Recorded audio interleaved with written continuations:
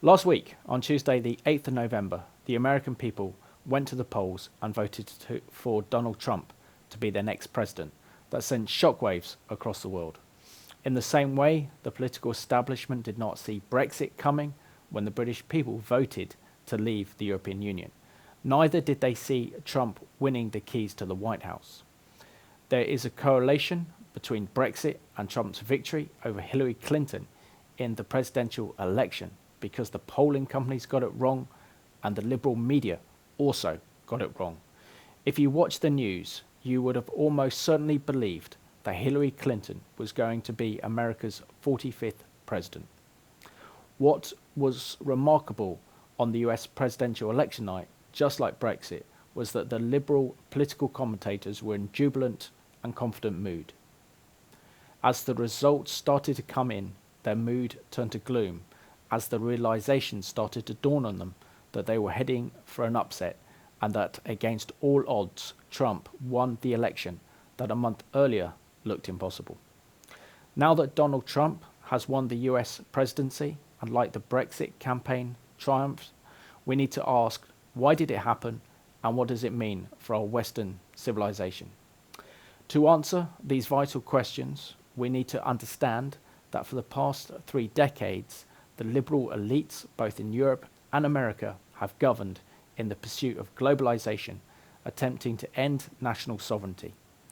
Placing their faith in international organizations with mass migration that will create a new civilization based upon multiculturalism that will consist of religious, ethnic, sexual, and moral diversity. They believe that our Judeo-Christian heritage, with its strong moral code, support for the nation state, patriotism, community, and security, was a relic of the last century. Their ideas of globalism and open borders have been an anathema to ordinary voters who voted against the European Union and the prospect of another Clinton administration in Washington. Key to Donald Trump's presidential success was his ability to mobilize Christian evangelical vote, and this was helped by his running mate and vice presidential candidate, born-again Christian Mike Pence. Pence has also been very vocal on his support for Israel, even advocating moving the US embassy from Tel Aviv to Jerusalem during the campaign. We must also assess what a Trump presidential victory means to truly understand the people's revolution that occurred in 2016 on both sides of the Atlantic. I say it is time for us to come together as one united people. The summer of 2016 triggered the first major tremor of a political earthquake that would seriously shake the ruling liberal elites in the Western world. In June of this year, over 17.5 million people in Britain voted to leave the European Union against all odds, including the media and the machinery of government that wanted our nation to remain in the EU. On the 1st of January 1973, Edward Heath's Conservative government joined the European Economic Community, known as the EEC, but was not until 1975 that the British people had a vote on our membership of the European Union. They voted to stay in the EEC by 67% because they saw the country was in dire economic straits and that only the hard left of the political spectrum opposed Britain's membership of the European Club. In over 40 years of being part of the European project, consecutive British governments surrendered more and more of British sovereignty to the European Commission. This resulted in our parliamentary democracy becoming weaker and Parliament becoming nothing more than a rubber stamp for EU directives. When Tony Blair was Prime Minister in the late 1990s, he worked hard to get Britain to join the European single currency, which would have been an economic disaster. The European newspaper featured extracts from Tony Blair's spin doctor, Alastair Campbell's diaries, that stated in 2004 Blair became the first president that was proposed in the European Constitution. The same constitution that refused to recognise God but faced opposition from some European member states, including France, until it was rebranded as the Lisbon Treaty and passed in 2009. Tony Blair, like other European political leaders within the European Union, were prepared to sacrifice the interests of the nation to help accelerate the process of creating a United States of Europe. The vast majority of the British people, including those on the continent of Europe, do not want to see the creation of a federal Europe. And this is one of the main reasons why the British people voted Brexit, to get their sovereignty back. Donald Trump's triumph over his ultra-liberal rival for the White House, Democrat Hilary Clinton, was also not just a political victory, but a political revolution. Trump's campaign slogan, "We will make America great again," had such resonance with the American people because after 8 years of President Obama, they also wanted their country back. In both Europe and America, those who oppose the liberal agenda have been discredited by mainstream politicians and the media, branding them as being racists, neo-Nazis, bigoted for opposing mass immigration, multiculturalism, and the rise of Islam on both continents. In the Netherlands, Dutch lawmaker Geert Wilders wrote in Buitenbad in response to Trump's victory, "Yesterday, the American people made it clear that they do not want to follow in Western Europe's footsteps. They do not want to give their country away. They want to preserve their nation, their freedoms, their prosperity. They felt the time for liberation had come." The American voters no longer want to be represented by politicians who do not take their concerns seriously. They felt Donald Trump was the only one who listens to them. America has just liberated itself from political correctness. The American people express their desire to remain free and a democratic people. Now it's time for Europe. We can and we will do the same. Nigel Farage, leader of UKIP, also said in response to Trump's being elected as US president, 2016 is, by the looks of it, going to be the year of two great political revolutions. I thought Brexit was big, but boy, this looks like it's just going to be even bigger. The political class is revolved across the West, the polling industry is bankrupt, and the press hasn't just woken up to what's going on in the world. Some European political leaders, like the German Chancellor Angela Merkel, took to lecturing Trump, as Merkel said about his victory.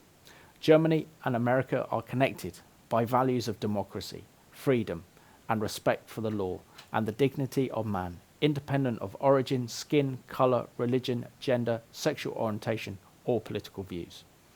I offer the next President of the United States close cooperation on the basis of these values. Vice Chancellor Sigmar Gabriel was less gracious. He said Trump is the harbinger of a new authoritarian, chauvinist international movement. He is also a warning for us. Our country and Europe must change if we want to counter the authoritarian international movement. What the British and American people have rejected is the metropolitan liberal elite's plans to attempt to create a modern Tower of Babel. Like the Tower of Babel, the liberal establishment wanted to create a new international order by uniting the world and dismantling the nation state. God has intervened again in the 21st century, just like he did thousands of years ago, as documented in Genesis chapter 11. Now the whole earth had one language and one speech, and it came to pass as they journeyed from the east that they found a plain in the land of Shinar, and they dwelt there. Then they said to one another, "Come, let us make bricks and bake them thoroughly." They had bricks for stone, and they had asphalt for mortar. And they said, "Come, let us build ourselves a city, a tower, whose top is in the heavens. Let us make a name for ourselves, lest we be scattered abroad over the face of the whole earth." But the Lord came down to see the city and the tower, which the sons of men had built. And the Lord said, "Indeed, the people are one, and they have one language." And this is what they began to do. Now nothing that they propose to do will be withheld from them. Come, let us go down there and confuse their language, that they may not understand one another's speech. So the Lord scattered them abroad from all over the face of all the earth, and they ceased building the city. Therefore its name is called Babel, because there the Lord confused the language of all the earth, and from there the Lord scattered them abroad over the face of all the earth. Genesis chapter 11 is a warning to mankind not to attempt to be like God and to be master of his own destiny and deny the sovereign power of God. In this year's US election, evangelical Christians feared a Hillary Clinton presidency. believing that she would make it extremely difficult for Bible-believing Christians to practice their faith and not respecting their beliefs, that she would also pursue a social agenda of full-term abortion, gender confusion, full endorsement of the LGBT movement, big government, open borders, and supporting a globalist agenda. She would have appointed a very liberally minded judges to the US Supreme Court that would have transformed America's moral landscape for worse for an entire generation.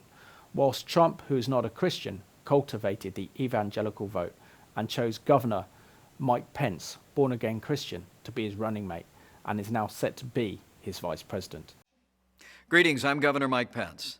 You know, it's my honor this year to serve as the Republican nominee for Vice President of the United States with my running mate, Donald Trump. I'm grateful to be able to join you, if only by videotape, but I'm not sure how they introduce me. The introduction I prefer is pretty short. I'm a Christian, a conservative, and a Republican in that order. I truly do believe we're come to a time for choosing. And I think it's a time in the life of our nation when people who cherish life, when people who cherish our liberties, when people who cherish the great traditions that are enshrined in our Constitution should come together and support Donald Trump and our agenda to make America great again. In these troubled times at home and abroad, challenging times for American families, I'd like to encourage you to do one more thing, and that is to bow the head and bend the knee in the days that remain in this election. Pray for our country. But as you do so, please pray as Lincoln said was his prayer, not so much that God would be on our side, but that we would be, in his words, on God's side. Because I truly do believe in my heart of hearts that what's been true for millennia is still true today. That if his people, who are called by his name, will humble themselves and pray, he'll again do as he's always done throughout the storied history of this nation. He'll hear from heaven, and he'll heal our land. This one nation, under God, indivisible, with liberty and justice for all. Now, with Pence on board, American Christians felt like they had someone to represent them and who would speak up for them. Pence, together with Ben Carson, would have a good and godly influence on the new president. This is the reason why Trump won 81% of the evangelical vote compared to 16% for Clinton. Evangelical Christians understood what was at stake at this crucial US presidential election, and they did not want Hillary Clinton to carry on Obama's legacy of creating a new international order in the mold of the Tower of Babel. These Christian voters were key to Donald Trump's electoral success, as in the previous presidential election of 2012 between President Obama and Mitt Romney. 17 million Christians did not vote. They felt that they could not vote for President Obama with his support for same-sex marriage, and they could not vote for the Republican presidential candidate Mitt Romney, who was a Mormon. That would have meant voting for an apostate. I believe, just like Brexit, that God is giving both Britain and the United States another chance to revive our Judean Christian heritage and turn back to him. God has used the Anglo-Saxon alliance between Britain and America to stand against the rise of evil and to advocate the gospel all over the world. Britain and America defeated German imperialism in the First World War and saved Europe and the world from Nazism.